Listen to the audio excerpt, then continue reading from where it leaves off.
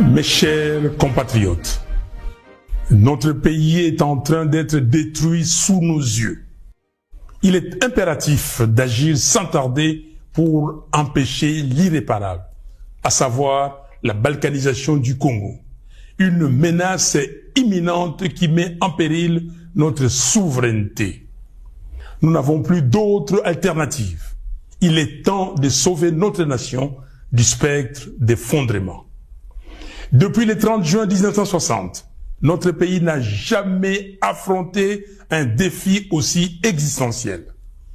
La guerre qui ravage actuellement notre territoire menace l'unité de notre nation. Dans ces contextes d'extrême urgence, la cohésion nationale doit s'imposer comme notre priorité politique absolue. Chaque jour, nos villes, nos territoires, nos villages et nos provinces tombent sous le joug des agresseurs, tel un héritage laissé à l'abandon. Combien de morts faudra-t-il encore pour que nous prenions pleinement conscience de l'urgence d'unir nos forces, de transcender nos divergences et de trouver une solution pour préserver les 2 345 410 km² de notre territoire.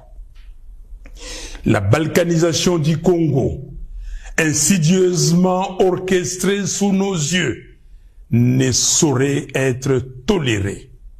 C'est un projet ignoble, une profanation de l'héritage légué par Simon Kimbangu et Patrice Lumumba. Aujourd'hui, plus que jamais, il incombe à chaque Congolais d'assumer sa part des responsabilités dans la lutte pour la sauvegarde de notre pays.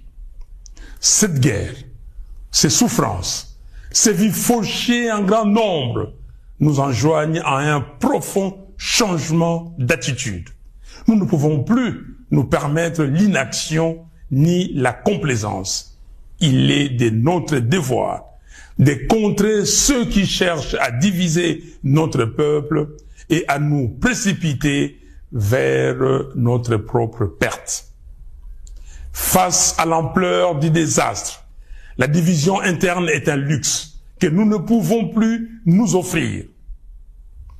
L'initiative congolo-congolaise, que nous qualifions de processus de Kinshasa, proposée par la CENCO et l'ECC, constitue une opportunité historique pour mettre fin à la guerre et reconstruire notre pays. Ce projet ne se limite pas à un simple appel à la paix. Il incarne une profonde refonte de notre approche politique, une véritable révolution dans notre manière de vivre ensemble. Je lance donc un appel ferme à tous les Congolais, quelles que soient leurs appartenances, à se rallier à cette dynamique de réconciliation et de cohésion nationale. L'heure est à la responsabilité individuelle et collective. Il est temps d'agir pour sauver notre pays. J'exhorte Corneille Nangaa à déposer les armes, à faire prévaloir l'intérêt supérieur de la nation, en pensant à l'intégrité de notre territoire national et surtout à reconnaître les droits inaliénables à la vie de ses frères et sœurs. J'en appelle à Joseph Kabila afin qu'il se remémore tout ce que le Congo lui a donné et qu'il s'engage résolument en faveur de la paix. J'invite Félix Tshisekedi à mesurer l'ampleur du désastre qui accable notre pays et à soutenir sans réserve l'initiative des évêques de la CENCO et des pasteurs de l'ECC. J'encourage enfin l'ensemble des responsables religieux à s'unir derrière ces processus salvateurs pour notre nation. C'est une catharsis.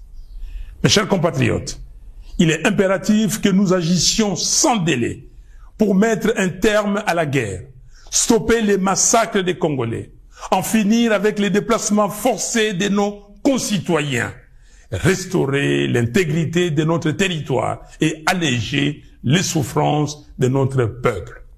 Il est temps de replacer notre nation sur la voie du développement, du progrès et de la dignité.